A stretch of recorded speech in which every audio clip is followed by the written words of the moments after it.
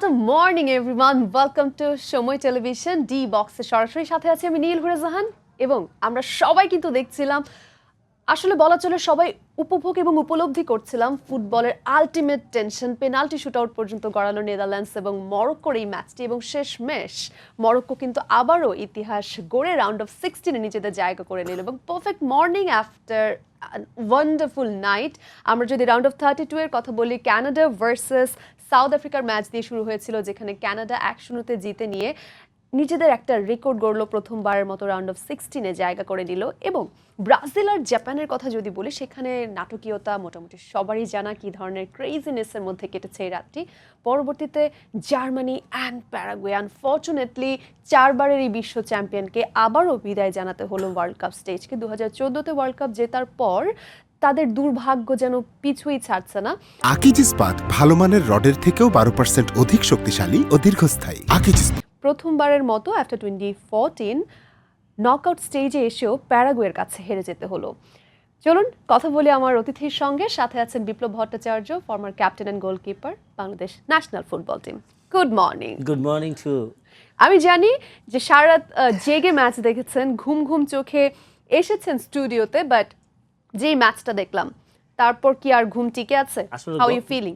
গত রাত থেকেই কিন্তু ঘুমটা চলে গিয়েছিল ব্রাজিলের ফার্স্ট হাফ দেখার পরেই, কিন্তু আমাদের যারা ব্রাজিল সাপোর্টার ছিলাম, সো ফাইনালি ব্রাজিল ম্যাচটা জিতেছে এবং সেকেন্ড হাফটা আউটস্ট্যান্ডিং ম্যাচ খেলেছে এবং মিড নাইটের যে ম্যাচটা ছিল জার্মানির ম্যাচটা, সেটাও একটা এক্সাইটিং ম্যাচ ছিল। প্যারাগুয়ে টোটালি মানে কেউ চিন্তাই করেনি যে প্যারাগুয়ে হারিয়ে দিবে জার্মানিকে। সো মর্নিং শো যদি বলি, আজ খুব কাছ থেকে দেখা এখন সকালবেলা মানে এক্সাইটিং ম্যাচ। সো আমি মনে করছি যে মরক্কো ইজ বেটার সাইড এবং বেটার প্লে এবং ওয়ার্ল্ড কাপে তাদের যে ধারাবাহিকতা তারই প্রতিফলন দেখেছি ট্রাইব্রেকারে জিতে। আপনি মরক্কো জার্সি পরে আছেন, আপনি কি আগে থেকে সাপোর্ট করছিলেন বা আপনার প্রেডিকশন কি বলছিল? আমি প্রেডিকশন করেছিলাম, আমি লাস্ট নাইটে আমি কয়েকটা প্রেডিকশন করেছিলাম কয়েকটা টিভিতে, বিশেষ করে ব্রাজিলের ম্যাচটা 2-1 জিতবে ব্রাজিল, জার্মানি ম্যাচটা ড্র হবে, ট্রাইব্রেকারে যাবে এবং এই ম্যাচটাও ট্রাইব্রেকারের কথা বলেছিলাম, ট্রাইব্রেকারে গিয়েছে। সো আমার মনে হয় যে আমার প্রেডিকশন কিছুটা মিলছে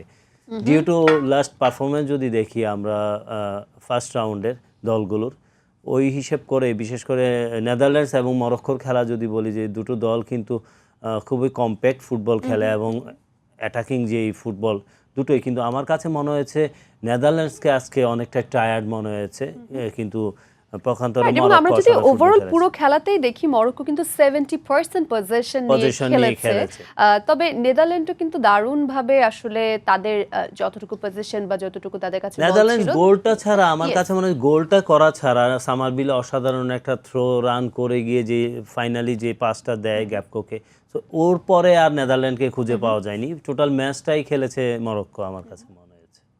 ওয়েল, আমরা চলুন সরাসরি যুক্তরাষ্ট্রে একটু কানেক্ট করে নেই। আমাদের সহকর্মী সাজিদ মুস্তাহিদ আছেন, তার সঙ্গে কানেক্ট করছি। Hello Sajid, good to see you. একটু জানিয়ে দিন সেখানে কেমন উপভোগ করছেন আপনারা? বাংলাদেশে আজকে এখন 30 জুন হয়ে গেছে, কিন্তু যুক্তরাষ্ট্রে কিন্তু এখনও 29 জুন, এবং এই 29 জুনটা বিশ্বকাপের রেকর্ড বুকে একটা স্মরণীয় দিন হয়ে থাকবে। 3টা ম্যাচ হয়েছে আজকে। প্রথম ম্যাচটি ছিল ব্রাজিল জাপান, এরপরে প্যারাগুয়ে জার্মানি, এবং লাস্ট ম্যাচটি মাত্র যেটা শেষ হয়েছে নেদারল্যান্ডস এবং মরক্কো। 3টে ম্যাচে কিন্তু চরম উপভোগ্য ম্যাচ ছিল এবং বলতেই হয়, হয়তো বা অনেকে দ্বিমত পোষণ করতে পারেন, তবে যতগুলো ম্যাচ দেখেছি এবারে বিশ্বকাপে, একটু আগে যে ম্যাচটা শেষ হয়েছে মরক্কো এবং নেদারল্যান্ডস, বেস্ট ম্যাচ আমরা বলতে পারি এই ওয়ার্ল্ড কাপের। যেভাবে আসলে ম্যাচটা একপেশেভাবে খেলছিল মরক্কো, সেখান থেকে লিড নিল নেদারল্যান্ডস এবং একেবারে ম্যাচের অন্তিম মুহূর্তে যোগ করার সময় মরক্কো ইকুয়ালাইজ করলো এবং এক্সট্রা টাইমের পর পেনাল্টি শুট আউটে কিন্তু চরম নাটকীয়তা হয়েছে। যদি না নেদারল্যান্ডসের গোলরক্ষক যে সেকেন্ড শটটি ঠেকিয়ে দিয়েছিলেন, আবার ভুলবশত তার পায়ে লেগে বলটি ভেতরে চলে যাওয়ার কারণে কিন্তু আসলে মরক্কো লিড পেয়ে যায়। মরক্কো আসলে প্রথম গোল পায় তার শুট আউট থেকে। তো বলা যায় যে এখন পর্যন্ত যে ম্যাচগুলো হয়েছে প্রত্যেকটা ম্যাচে নকআউট পর্বের কিন্তু চরম উত্তেজনাপূর্ণ ম্যাচ হচ্ছে এবং নিশ্চিতভাবে বলতে পারি সামনের ম্যাচগুলোও কিন্তু হয়তো বা এমন কিছু প্রত্যাশা করবেন সমর্থকরা। তবে একটা কথা বলতে হয়, আজ কিন্তু আমরা জানি যে সোশ্যাল মিডিয়াতে একটা আলোচনা হয়েছে অনেক বেশি, সেটা জোয়াকিম ক্লেমেন্ট। তিনি জার্মানির একজন গণিতবিদ, অর্থনীতিবিদ, যাই বলি না কেন, তিনি কিন্তু গত 3টা বিশ্বকাপে চ্যাম্পিয়নকে সম্পর্কে সঠিকভাবে প্রেডিক্ট করেছিলেন। বিশ্বকাপে ঠিক অনেক আগে কিন্তু বলেছিলেন এই বিশ্বকাপে তার চ্যাম্পিয়ন ছিল নেদারল্যান্ডস, সেই নেদারল্যান্ডস কিন্তু কিছুক্ষণ আগে বিশ্বকাপ থেকে বিদায় নিয়েছে। তার মানে আমরা বলতেই পারি যে তার যে ভবিষ্যৎবাণী করেছিল সেই ভবিষ্যৎবাণী আসলে এবারের জন্য অন্তত আমরা বলতে পারি যে সেটা আর সঠিক হচ্ছে না। একই সঙ্গে ব্রাজিল দলকেও কিন্তু তিনি বিদায় করে দিয়েছিলেন এবং আমরা দেখেছি যে নেইমার কিন্তু জাপানের বিপক্ষে জয়ের পর তিনি সোশ্যাল মিডিয়াতে কিন্তু সেই যিনি ভবিষ্যৎবাণী করেছিলেন তাকে কিন্তু খোঁচা মেরে একটা পোস্টও করেছেন। তো অনেক নাটকীয়তার সামনে আরও বাকি রয়েছে, কারণ বেশ কিছু বিগ ম্যাচ রয়েছে। সবচেয়ে গুরুত্বপূর্ণ যে বিশ্বকাপের শিরোপার দাবিদার দুটো দল একদিনে বিদায় নিয়েছে। জার্মানি 4 বারের চ্যাম্পিয়ন, তারা গত 2 বার বিদায় নিয়েছিল গ্রুপ পর্ব থেকে, এবার নকআউটে আসলেও কিন্তু তারা খুব একটা ভালো করতে পারেনি এবং আমরা প্রশংসা করতেই হয় প্যারাগুয়ে দলে। তারা যেভাবে লড়াই করেছে তারা কখনোই কিন্তু এই রাউন্ড অফ 16 পর্যন্ত যাবে বা এত দূর পর্যন্ত আসবে হয়তোবা তাদের পার সমর্থকরাও সেটা কখনো কল্পনা করেনি, কিন্তু তারা সমানে সমান লড়াই করেছে জার্মানির সঙ্গে। তারা আজকে একটা ভালো অবস্থানে রয়েছে এবং একই সঙ্গে বলতে হয় মরক্কোর কথা, গত ওয়ার্ল্ড কাপের সেমিফাইনালিস্ট, ওয়ার্ল্ডের এই মুহূর্তে one of the best team কিন্তু মরক্কো। তারা কিন্তু এক্সাইটিং ফুটবল খেলেছে দুই দলই। নেদারল্যান্ডসের কথা বলতে হয়, এটা আসলে এই ওয়ার্ল্ড কাপের জন্য কিছুটা হলেও আমরা বলবো যে দুর্ভাগ্যজনক যে নেদারল্যান্ডসের মতো একটা দলকে এত আর্লি বিশ্বকাপ থেকে আসলে চলে যেতে হচ্ছে, বাড়ি চলে যেতে হচ্ছে। তবে এখনও বেশ কিছু ম্যাচ রয়েছে। অনেকে একটা কথা বলছেন যে আসলে আর্জেন্টিনার জন্য প্রকৃতি সব কিছু ঠিক করে দিচ্ছে, আর্জেন্টিনার জন্য আরও একটি শিরোপা জিতে সব বড় দলগুলো বের হয়ে যাচ্ছে এবং আর্জেন্টিনা যে ফর্মে আছে তাতে করে হয়তো এই দলগুলোর বিপক্ষে তাদের জয় খুব একটা কঠিন হবে না। তো আমার কাছে যুক্তরাষ্ট্র থেকে এই ছিল সবশেষ খবর। Thank you so much Sajid, একদম দারুণ বলেছেন। আমরা পেনাল্টি শুট আউট দেখছিলাম এবং আমরাও কিন্তু বলছিলাম স্টুডিওতে যে গোলটি আসলে তিনি নিজের পায়ে আবার লেগে গোল পোস্টে ঢুকে গেল। যদি হেরে যায় নিজেকে কি আসলে ক্ষমা করতে পারবে কি না, এটা আসলে আনফরচুনেট যদি বলি, এটা হতেই পারে। সো আমার মনে হয় যে তারপরও কিন্তু সুযোগ এসেছিল, ট্রাইবেগারা কিন্তু বাইরে মেরে সেই সুযোগ নষ্ট করেছে। সো আমার মনে হয় যে এই ম্যাচটা যদি বলি যে একদম বেটার টিম হিসাবে মরক্কো জিতেছে এবং ফেভার করেছে। আমার মনে হয় যে নিঃসন্দেহে অসাধারণ খেলেছে। কিন্তু 7 বার ওয়ার্ল্ড কাপে খেলেছে, কিন্তু 1970 থেকে 1998-এ শেষবার দেখা গিয়েছিল। তারপর একটা দীর্ঘ বিরতির পর 2022 ওয়ার্ল্ড কাপে এতদিন পর ফিরে এসে প্রথমবারের মতো আরব দেশ হিসেবে সেমিফাইনাল খেলে সবাইকে তাক লাগিয়ে দিয়েছিল। তবে মরক্কো দেশটাতে ফুটবল প্রেম অন্যরকম, এবারও তারা টিকে আছে। রাউন্ড অফ 16-এ দেখা হবে আবার তাদের সাথে। একটু যদি রাতের ম্যাচের দিকে যাই, ব্রাজিল ভার্সেস জাপান দিয়ে শুরু করতে চাই। সো জাপান আসলে ফার্স্ট হাফে যেভাবে খেলেছে এবং কাইসুর গোলে কিন্তু প্রথমেই স্পেশালি ব্রাজিল ফ্যানদেরকে একটা বড় ধাক্কাই দিয়েছে। দেখুন, আমার কাছে যেটা মনে হয়, ব্রাজিল এবং জাপান ম্যাচটা দেখছিলাম ফার্স্ট হাফ, আমি তখন টি স্পোর্টসের প্রোগ্রাম শেষ করে বসে খেলা দেখছিলাম। সো আসলে ব্রাজিলের খেলা দেখে আমার কাছে বিরক্ত বোধ লাগছিল যে ব্রাজিল এই ফুটবল শুধু পাসিং ফুটবলে পজিশনাল খেলছে, পিছন থেকে খেলছে, কিন্তু মেইন জিনিসটা যেটা করেছে জাপান, ওরা কিন্তু আপনার মিড ব্লকটা করেছে এমনভাবে, কোনোভাবেই স্পেস দিচ্ছিল না ব্রাজিল টিমকে। সো ফার্স্ট হাফে আমরা যেটা দেখেছি, একটা কাউন্টার অ্যাটাক থেকে একটা অসাধারণ গোল করে ব্রাজিলকে, গোলটা অসাধারণ হতে পারে কিন্তু আমার কাছে মনে হয় যে এখানে ক্যাসিমিরোর অনেক দায় আছে, যে বলটা নিয়ে ঢুকে গিয়ে ফিনিশ করলো।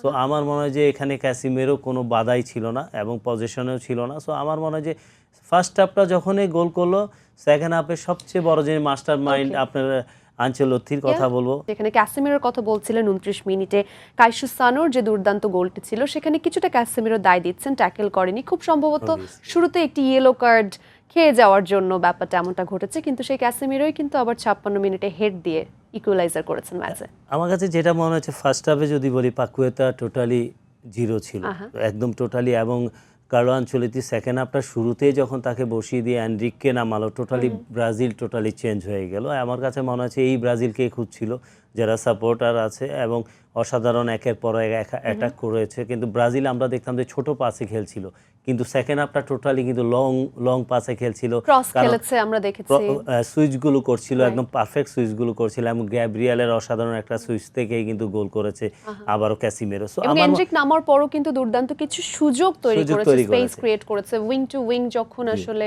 বল পাস করেছে।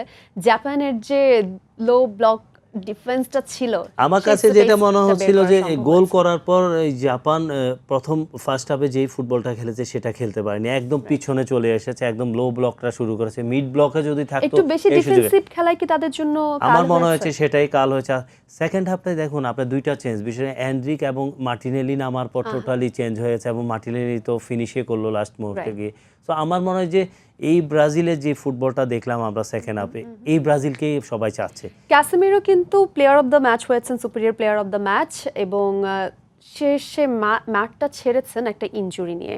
যদি নেক্সট ম্যাচে তিনি না খেলতে পারেন, কি মনে হয় সেখানে কার্লো আনচেলত্তির প্ল্যান কি হতে পারে? ব্রুনো অর দেখুন পাকেতা or both? আমার মনে হয় কার্লো আনচেলত্তির কথা বলি যে কেন ডন বলা হয়, সে কিন্তু ওই যে নকআউট স্টেজে যে কোনো দলকে ঘুরে দাঁড়ানোর যে সুযোগগুলো তৈরি করে সেটা কিন্তু দেখিয়ে দিয়েছে ব্রাজিলকে দিয়ে। এই ম্যাচটা দেখুন ব্রাজিল একদম খাদের কিনারায় ছিল। ফার্স্ট হাফে দেখে কেউই ভাবেনি যে এই ব্রাজিল কামব্যাক করতে পারবে, কিন্তু সেকেন্ড হাফটা টোটালি চেঞ্জ হয়ে গেছে। সো অপশন আছে, ব্রাজিলের হাতে অপশন আছে। আমার মনে হয় যে এই ম্যাচটা খুবই ইম্পর্টেন্ট ছিল, এবং টিম বুস্ট আপের ব্যাপার ছিল, এবং টিমকে একটা অবস্থানে মানসিকভাবে যদি দেখেন এখন 16-এ এসেছে ব্রাজিল। সো আমার মনে হয় নেক্সট ম্যাচটা হয়তো নরওয়ের দিকে তাকিয়ে থাকতে হবে, নরওয়ে এবং আইভরি কোস্ট। সো আমার মনে হয় ব্রাজিল তার শেপেই ফিরছে ম্যাচ বাই ম্যাচ, এবং ব্রাজিল তাদের মতো সুযোগ তৈরি করে নিয়েছে। অন্যদিকে জাপানকেও আসলে আলাদা একটা স্যালিউট জানাতেই হয়, যেভাবে দুর্দান্ত খেলেছে। Tactically Obviously. খেলার জন্য তাদের একটা গুড রেপুটেশন আছে, বাট অ্যাগেইন নকআউট স্টেজেই তাদেরকে বিদায় জানাতে হলো চতুর্থবারের মতো ওয়ার্ল্ড কাপে। একটু জার্মানি ভার্সেস প্যারাগুয়ের ম্যাচ নিয়ে কথা বলতে চাই, যেখানে অ্যাগেইন আপনি কি এটাকে আপসেট বলবেন অর হোয়াট? আমি আপসেট বলবো না। জার্মানির পারফরমেন্স যদি দেখেন, ওই যে কুয়াসার সাথে 7 গোলে জিতার পরের ম্যাচগুলো যদি দেখেন, আইভরি কোস্টের সাথে ম্যাচ, ইকুয়েডরের সাথে ম্যাচ, আপনি যদি ম্যাচ বাই ম্যাচ আপনি কম্পেয়ার করেন এই জার্মান টিমের, তাদের সবচেয়ে বড় দুর্বলতা হলো defence foundation. Defence totally disaster. Okay. গত রাতেও দেখেছি আমরা গোলটা কনসিড করা, ফার্স্ট গোলটা যদি কনসিড করে একদম ডিফেন্ডাররা মার্কিং ছাড়া দাঁড়িয়ে আছে, ওইখান থেকে গোল করেছে। সো আমার মনে হয় এই ডিফেন্স নিয়ে আমি লাস্ট নাইটেও ম্যাচের আগে বলেছিলাম যে এই ডিফেন্স নিয়ে জার্মানি অনেক দূর যেতে পারবে না, হয়তো থেমে যেতে হবে। সো সেম থিং কাজ হয়েছে যে ম্যাচে গিয়ে তো ওই জিনিসটাই হয়েছে প্রতিফলন। জার্মান তাদের চিরাচরিত যেটা, রাইট, এবং সেই সেখান সাথে থেকে বেরোতে প্যারাগুয়ে পারেনি। কিন্তু প্রথমবারের মতো তাদের ওয়ার্ল্ড কাপ হিস্ট্রিতে একটা নকআউট ম্যাচ জিতেছে, এবং সেটিতে আসলে কপাল পড়েছে জার্মানির। প্রথমে কিন্তু উলিও এনকিসো প্যারাগুয়েকেই লিড এনে দেয়, যদিও পরবর্তীতে কাই ইকুয়ালাইজার করেন। একটি গোল কিন্তু যদি ফাউল, এটা এক্সট্রা টাইমে গিয়ে একটা Yeah. ফাউল হয়েছে, সেটা আসলে গোলকিপারের ভীষণ এবং পুশ করাতে এটা Yeah. ফাউল দিয়েছে। সো আসলে ভিআর এমন একটা ইয়ে দিয়েছে যে যেখানে সব সুযোগ থাকে, কোনো দল যেন সাফার না করে। সো আমার মনে হয় যে এটা নিয়ে কোনো কমপ্লিকেটেড কোনো কিছু চিন্তা করার অবকাশ নেই আমি Right. মনে করি। এবং শেষমেশ কিন্তু আসলে ভাগ্যের কাছেই হেরে গেল জার্মানি কিছুটা, যদিও কিমিচ ক্যাপ্টেন নিজেই আসলে দায় নিয়েছেন যে কাউকে তিনি দায় দিচ্ছেন না, দায় পুরোপুরি তাদের, তারা পারফর্ম করতে পারেননি প্রপারলি, সেটাই বলছেন। অবভিয়াসলি আপনার ম্যাচে যদি পারফর্ম করতে পারতো তাহলে অবশ্যই তাহলে জার্মান প্যারাগুয়ের মতো একটা দলকে হয়তো হারানো একটু পারতো। সহজ হতো। আমাদের আর অল্প সময় আছে, চট করে যে সামনের ম্যাচগুলোর দিকে একটু তাকাতে চাই, যেটি বলছিলেন নরওয়ে এবং আইভরি কোস্ট। এই খেলাটি আজকে রাত 11টায় হতে যাচ্ছে, যেই ম্যাচের দিকে আসলে আমাদের তাকিয়ে থাকতে হচ্ছে, who is going to play against Brazil in round of 16। দেখুন আমার কাছে মনে হয় যে এই আইভরি কোস্ট জার্মানির সাথে একটা কিন্তু ট্রায়াল ম্যাচ খেলে ফেলেছে, কিভাবে দারুণ match। ইংল্যান্ডের সাথে ইংল্যান্ডের কিভাবে সাথে। খেলবে ম্যাচ। সো আমার মনে হয় সেম থিং তারা নরওয়ের সাথেও করবে, লো ব্লকে খেলবে, একদম কম্প্যাক্ট ফুটবল খেলবে, কাউন্টার অ্যাটাকে রিগেইন করে কাউন্টার অ্যাটাকে যাবে। সো আমার মনে হয় যে এই ম্যাচটাও কম্পিটিটিভ একটা ম্যাচ হবে। আমার কাছে মনে হয় যে ম্যাচটা ড্র হতে পারে, এবং প্রবাবলি ট্রাইব্রেকারে ডিসাইড হবে এই ম্যাচ। এটাও আমার টাইব্রেকার কাছে মনে হচ্ছে। এক্সপেক্ট করছেন। Alright, let's see. এবং পরের যে খেলাগুলো রাত 3টায় ফ্রান্স মুখোমুখি হচ্ছে সুইডেনের, এখানে কাকে এগিয়ে রাখবেন? এক্সাইটিং ম্যাচ ফ্রান্সের জন্য যদি বলি যে অসাধারণ একটা লাইন আপ, এবং অ্যাটাকিং সাইডটা কিন্তু ওয়ার্ল্ডের one of the best attacking side. So আমার মনে হয় সুইডেনও ছেড়ে কথা বলবে না। সুইডেন টিমও ভালো, সুইডেন টিমেরও ভালো বেশ কিছু প্লেয়ার আছে, এবং সুইডেন কিন্তু একটা ফর্মে আছে। ওকে, মেক্সিকো ভার্সেস ইকুয়েডর সকাল 7টায় হতে যাচ্ছে আগামীকাল। জাস্ট প্রেডিকশন শুনবো। আমি মেক্সিকোর ব্যাপারে একদম Alright. 100% Mexico. England versus DR Congo England সকাল 10টায়। England. Undoubtedly. All right, thank you so much. So everyone, that was from us on D-Box. আমরা দুর্দান্ত কিছু ম্যাচ দেখেছি। রাউন্ড অফ 32 শুরু হয়ে গেছে। নকআউট স্টেজ মানেই টান টান উত্তেজনা। এবারে রাত 11টায় নরওয়ে ভার্সেস আইভরি কোস্টের খেলা দেখার আমন্ত্রণ রইল সময় টেলিভিশনের পর্দায়, following by others So let's enjoy all the matches. Thank you so much for watching.